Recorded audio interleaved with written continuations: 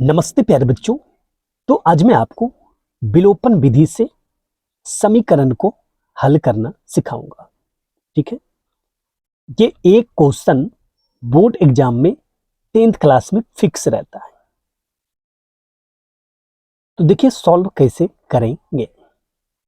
सबसे पहले आप क्या कीजिए, यहां गिवन लिख लीजिए।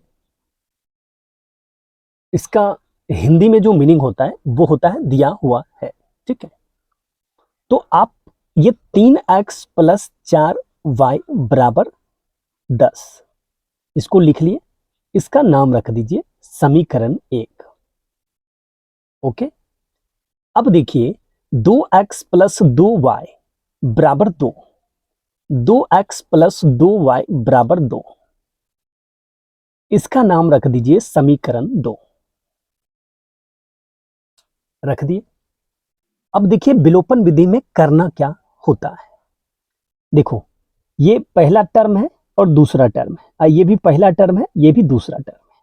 ठीक, तो या तो इस दोनों को बराबर कर दो या तो इस दोनों को बराबर कर दो, इस दोनों को बराबर कर दो या तो इस दोनों को बराबर कर दो। ठीक है, अब देखो ये दोनों जो है ये 3x है और ये 2x है। अगर हम इस दोनों को बराबर करना चाहेंगे तो सिंपल सी एक बात को यहां समझना है।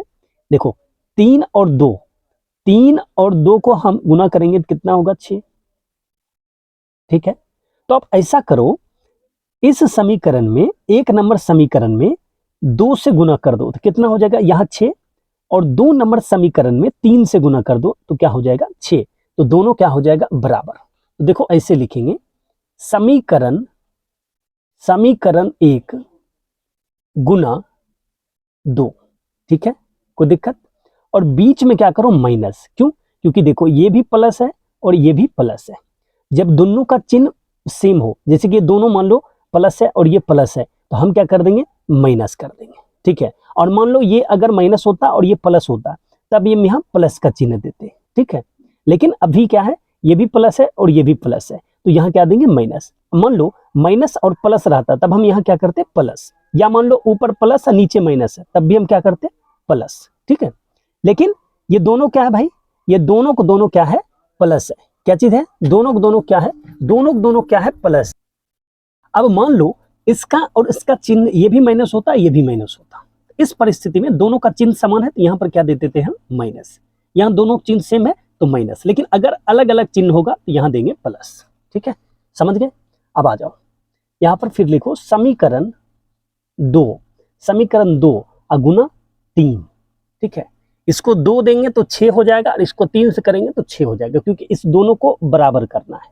तो समीकरण 1 में 2 से गुना कर रहे हैं, तो 2 से गुना करेंगे ना भाई, 2 से गुना करेंगे तो ऐसे हम देखो 2 से गुना करेंगे तो ये कितना हो जाएगा, ये हो जाएगा 6x, फिर प्लस 4 दूनी 8y और फिर बराबर 10 दूनी 20। ठीक, अब देखो समीकरण 2 में 3 से कर दो गुना, तो 3 दूनी 6x प्लस, ठीक है, ठीक है, 3 दूनी 6y। ठीक है, अब बराबर 3 दूनी 6, एक लंबा सा लाइन खींच दो। ये देखो ये क्या है प्लस है तो यहाँ लिखेंगे माइनस, ये है प्लस तो क्या लिखेंगे माइनस, ये है प्लस तो क्या लिखेंगे माइनस। ये दोनों देखो सेम है, कैंसिल हो गया। अब क्या बच रहा है 8y, अब माइनस, अब ये चिन्ह नहीं लेंगे, अब इसका ये चिन्ह हो गया। ठीक है, माइनस 6y बराबर 20, अब माइनस 6। यहाँ देखो क्या हो जाएगा 2y बराबर, ये हटा देते हैं 20 में 6 खा जाते हैं तो ये हो जाएगा 14। ठीक, तो y बराबर कितना हो जाएगा 14/2, तो 7 दूनी 14, तो y बराबर क्या हो गया 7, y बराबर क्या हो गया 7।